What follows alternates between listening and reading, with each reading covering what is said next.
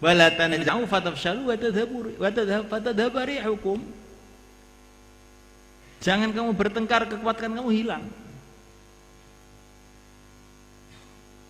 Orang-orang kafir itu tahu, pokoknya orang Islam itu kalau mereka bersatu gawat, kalau mereka itu berpecah habis. Maka ada kekuatan Islam yang sekarang itu diincar sama orang batil di Indonesia. Yang pertama kali pesantren.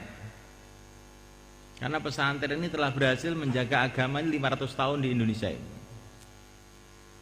Maka bagaimana pesantren itu berpecah belah? Maka diangkatlah Gus Dur jadi presiden supaya kiai-kiai suka politik. Ketika kiai suka politik, ada yang ikut BD, ikut Demokrat, ikut ini, akhirnya kiai berantem. Ketika berantem berpecah, tak berentah. Akhirnya rakyat tidak mau ikut kiai lagi. Kamu ikut kiai langitan? Oh, itu bukan PKB, saya nggak mau. Ya sudah ikut Lirboyo. Lirboyo itu apa itu? Itu itu temannya Gus Dur, saya nggak seneng. Ikut Kiai Mboro, dia nggak berpartai, dia repot. Nanti orang semua suruh mundur dari politik, kita nggak bagian apa-apa jadinya. Jangan ikut-ikutan. Mboro itu bikin orang miskin. Ini gara-gara perpecahan umat tadi, akhirnya umat ini perpecahan pesantren, umat nggak mau ikut sama pesantren lagi.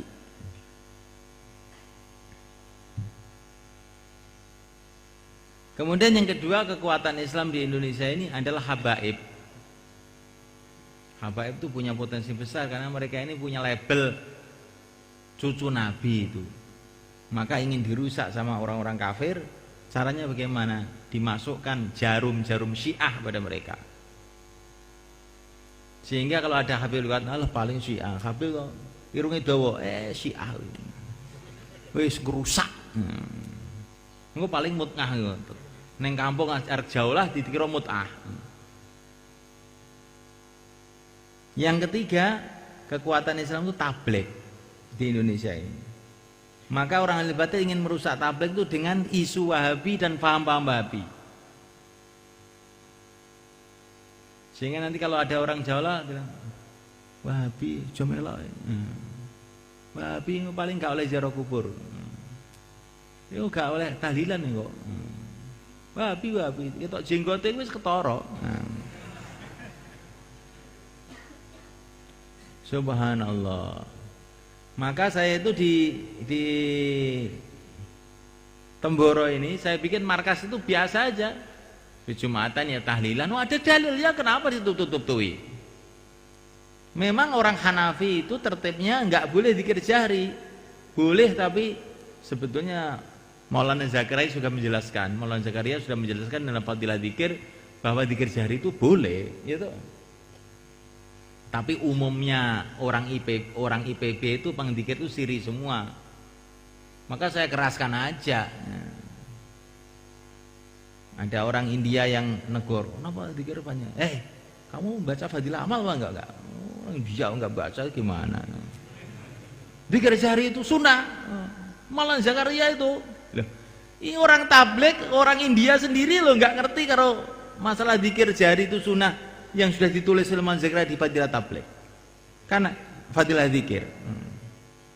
Apa nggak aneh wong iki? Mergo kalau sudah tokoh tabligh itu nggak mau taklim. Kalau taklim tidur. Sukanya khususi aja. Kalau khususi dapat nasi, dapat kue, dapat kopi. Penyakit tabligh seluruh dunia itu.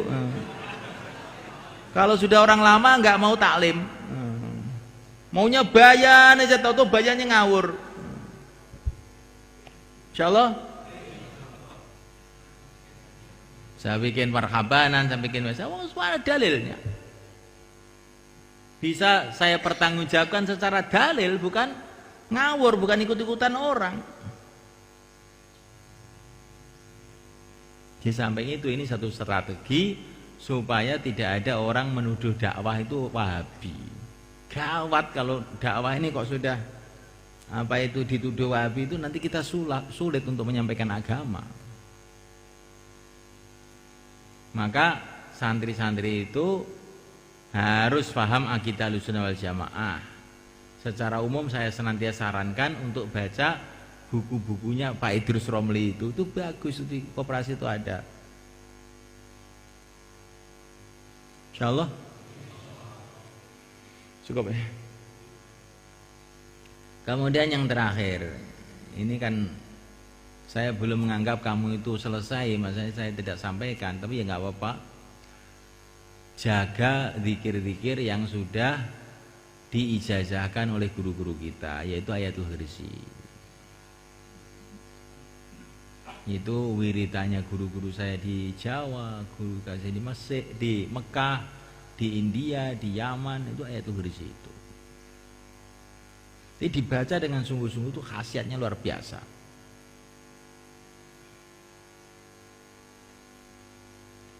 Nabiullah Khadir alaihissalam mengatakan dalam riwayatnya Abu Idris Al-Khawlani, kalau kamu habis sholat subuh baca amanah Rasul dan syahidallah, insya Allah kamu akan mati dalam Islam. Jadi ini Ayatul Kursi itu untuk menjaga dari santet, untuk menjaga dari jangan sampai kita sesat, mati kufur, dan macam-macam. Termasuk ayat 5 itu. Ayat 5 itu kamu baca sungguh-sungguh itu. Fadilahnya ayat 5 itu, kalau kamu baca sungguh-sungguh istiqomah itu nanti Allah akan kasih kamu kekuatan memimpin orang. Kalau kamu ustadz ya bisa memimpin muridnya, kalau kamu kiai bisa memimpin pesantrennya, kalau kamu tuh orang dakwah bisa memimpin karkun-karkun. Kalau kamu tuh sang suami, insya Allah istrinya tuh mau nurut. Kalaupun tidak nurut, tapi nggak akan berani macam-macam. Yang penting kan itu toh. Kalau nurut 100% itu ya biasanya tidak. Yang penting itu pokoknya kita menang itu loh orang itu. Jangan sampai suami kalah dengan istrinya. Itu gawat itu.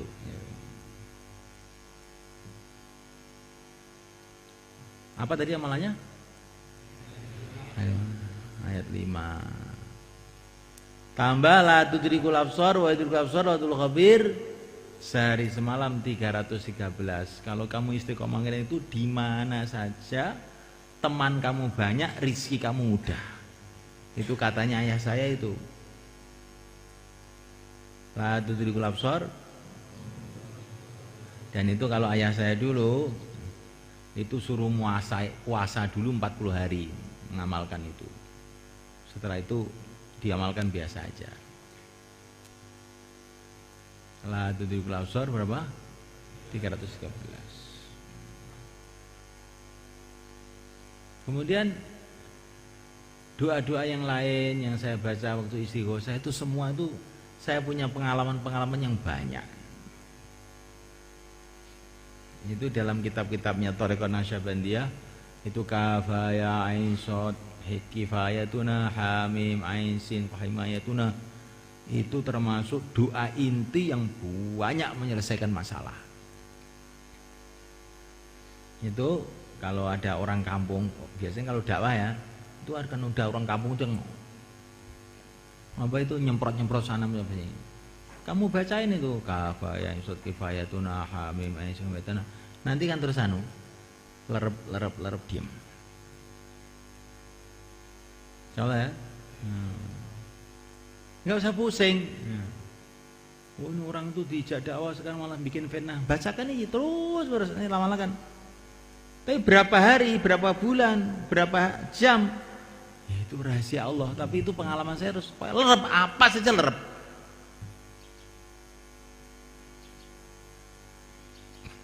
Pernah dalam satu majelis itu, ya majelis tabligh itu kan macam-macam toh. Itu ada orang itu pokoknya brutal. Sodok sana, sodok sini, orang tabligh. Waktu dalam majelis itu saya bacakan aja kafaya isot kifayatuna hamim aisyah kifayatuna. Pada waktu itu seolah-olah itu kayak nggak ada kesannya itu.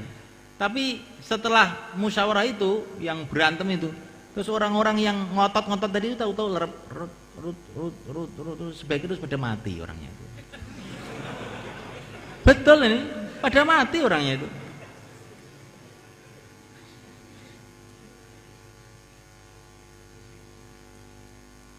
Ini sholawat nariyah itu juga saya banyak punya pengalaman. Dulu di madrasah sana itu juga ada satu orang itu anaknya kiai lagi itu bikin masalah, bikin kisruh di madrasah. Waktu itu kan masih zaman sanawiyah aliyah negeri. Maka itu saya itu baca sholawat nariyah tiap malam itu. Padahal oleh ayah saya itu disuruh baca hizib nasr itu. Orang itu dipaketkan saja itu. Itu kalau ayah saya itu marah tuh gitu. Dipaketkan maksudnya benang kuburan aja. Gak sah. Tapi saya ini mau baca hizib nasr itu kayak nggak kuat. Ini anaknya kiai masa di hizib nasr, saya bilang gitu. Saya baca sholawat nariyah aja lah. Baca sholawat nariyah aja tiap malam itu. Dulu dengan Pak Nur Samsi Magetan itu. Tapi dia tidak saya kasih cerita, sampai sekarang juga tidak saya ceritai sama dia. Kamu aja yang karena tamat daurah saya kasih cerita. Lah satu malam satu mimpi, perasaan saya itu Rasulullah itu datang ke Madrasah Selatan itu. Itu orang yang nakal itu dipegang sama Rasulullah, ditali kakinya, tangannya, dipenggal kepalanya. Besoknya itu langsung stroke, tidak lama mati. Jadi sholawat nariyah itu makanya kompleknya saya kasih nama Nur Muhammad sampai sekarang, itu yang dekat koperasi itu loh, menghadap timur, itu Nur Muhammad. Itu gara-gara saya itu melihat mimpi Rasulullah itu menggal orang di situ itu. Oh, sholawat nariyah ini namanya saja nariyah. Apa saja dibakar habis itu. Tapi syaratnya itu memang orang itu kepepet. Biasanya kalau belum kepepet itu enggak itu. Urung kroso tenan. Ini saya kasih cerita seperti ini supaya kamu tuh tahu pengalaman perkiaian tuh tahu. Orang mau bikin pondok, perasaannya pondok itu bisa dibikin kayak bikin SD, SMP gitu. Bikin promosi sana, promosi sini. Oh, tidak begitu itu. Kalau kamu bikin pondok dengan masuk pondok agama, tidak begitu itu. Kalau kamu tidak mengikuti cara kiai-kiai dulu, gak jalan. Pondok itu disebarkan bukan dengan promosi. Kalau kamu pondok betulan loh ini maksudnya. Kalau pondok eprek-eprek yang hanya sekedar mendasarkan seluruh pemikiran kepada zahir, ya itu bukan pondoknya para wali dulu, itu pondok eprek-eprek itu. Kalau pondok yang betulan ya caranya gitu. Kemarin ada kiai dari Banyuwangi. Ya ini ahli zikir ini, wirid keluar dari sini. Saya itu mau bangun masjid ini belum jadi-jadi gimana? Oh anu kiai, kalau ijazahnya kiai saya dulu baca Aukaladhi. Banyak baca Aukaladhi, nanti masjidnya jadi. Dan nggak usah bikin proposal kiai, udah itu aja. Proposalnya Aukaladhi itu aja. Belum lama, baru berapa bulan sudah jadi sekarang. Tapi saya belum lihat, insya Allah sudah jadi gitu maksudnya. Kalau santrinya nggak ada, baca Rabbana innaka jami'un nas yaumil la raiba fihi, sebanyak-banyaknya. Ini cabang-cabang itu saya suruh baca apa itu Rabbana innaka jami'un nas. Malah bacanya cuma sebentar. Kamu istighosah berapa jam sebenarnya? Nggih, paling seperempat jam. Innalillahi wa inna ilaihi raji'un. Wis dadi wali ngono piye? Kowe ki 5 jam ora karan kanggo kowe. Setrum lu 2,5 watt. Istighosah 3 jam. Istighosah berapa jam? Lah niku tengah ampel niku namung sekedap beda. Beda. Kuwi sing ketok seberapa jam ampel kuwi. Sing gak ketok wis berang-berang puluh jam. Oh. Wong suudzon karo kiai, gak selamat. Itu semalekan. Orang tuh jangan buruk sangka sama kiai. Itu modal. Orang kalau sudah buruk sangka sama kiai, dia tidak akan punya barokahnya kiai itu. Ini katanya Imam Syaroni.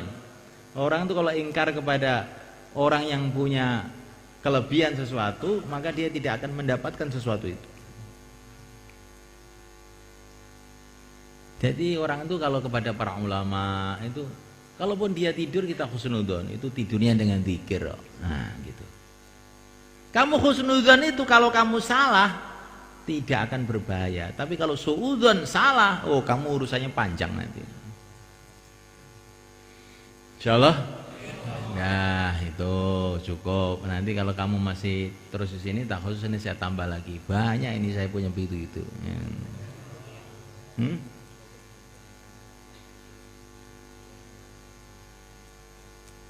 Ya, santri-santri yang mau keluar IPB,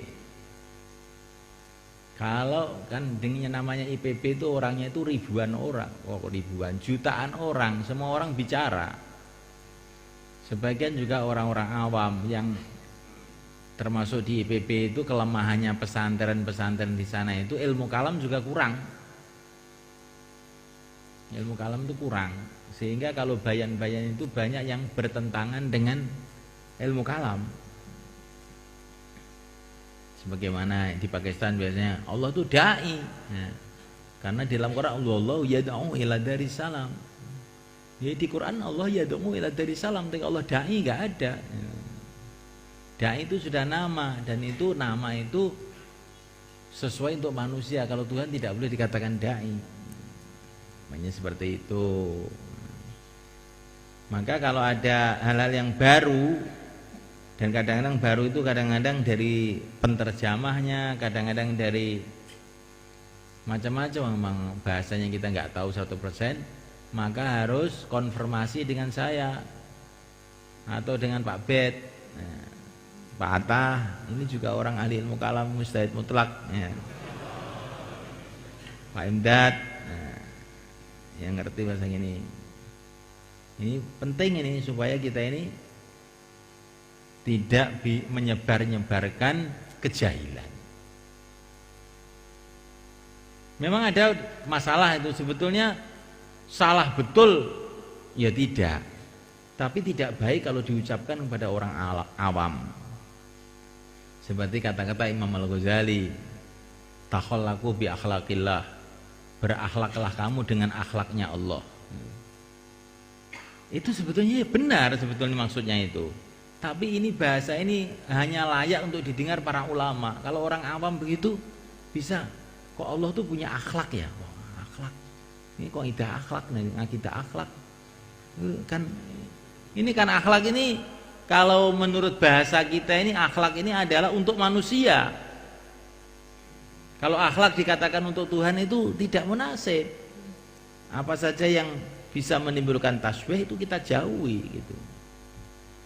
Satu contoh, lah itu kamu itu sebagai orang ahli ilmu itu kalau bayan itu yang lurus gitu. Insyaallah cukup. Al-Fatihah.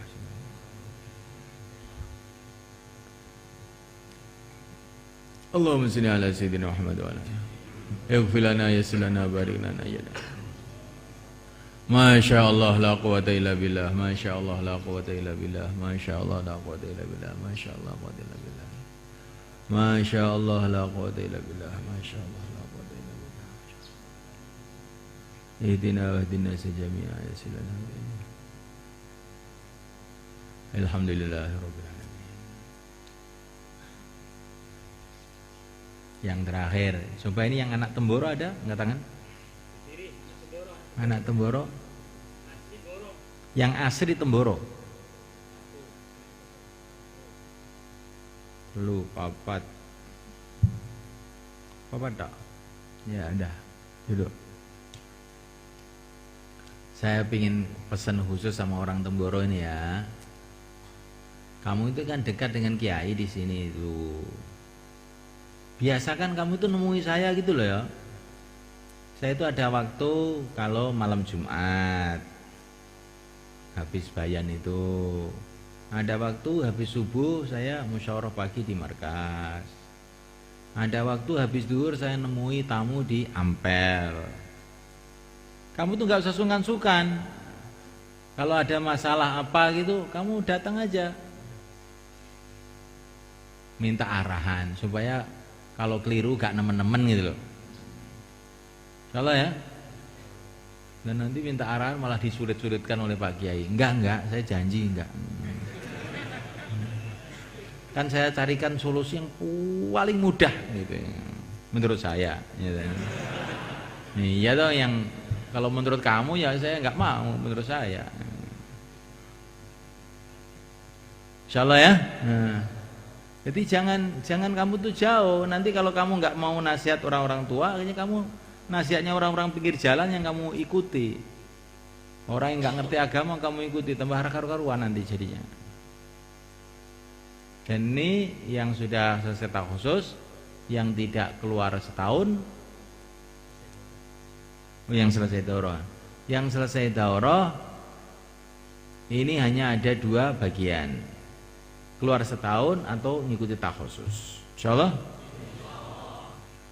Jangan ada orang yang ketiga. Ad-dunya mal'unatun mal'unun man fiha illa zikrullah mawalah wa alimun muta'allimun. Dah itu aja. Pokoknya kalau nggak keluar tak khusus. Yang keluar tidak tak khusus, usahakan nanti habis keluar terus tak khusus. Untuk apa ilmu banyak-banyak? Sedangkan masyarakat itu loh nggak mau ilmu. Untuk apa saya ilmunya? Jangan bilang gitu. Kalau ilmu kamu makbul, insya Allah nanti Allah akan bangkitkan orang-orang yang mau belajar sama kamu. Dengarkan betul-betul. Orang tuh gitu aja. Kalau ilmu saya ini makbul, pasti Allah Subhanahu Wa Taala akan bangkitkan orang-orang yang mau ngambil ilmu itu dari saya, sehingga jadi amal jariah saya ila yaumil qiyamah. Gak ada ilmu gak laku tuh, gak ada. Wah ini dulu ya, ayah saya ngaji di Termas, ngaji Muslim, ngaji tafsir Jalalain. Oleh teman-temannya itu ledek. Mahmud, ayah katanya, kamu itu loh rumahnya Magetan tuh PKI. Kok ngaji apa itu tafsir Jalalain itu siapa yang mau dengar kamu itu? Tapi ayah saya itu nggak mau dengar, terus ngaji aja. Kalau ilmu saya makbul enggak, ya ono sing belajar. Itu ternyata ribuan orang belajar. Padahal Magetan PKI ini sebenarnya, Partai Kiai Indonesia. Insyaallah. Al-Fatihah. Ya sekarang. Subhanallah.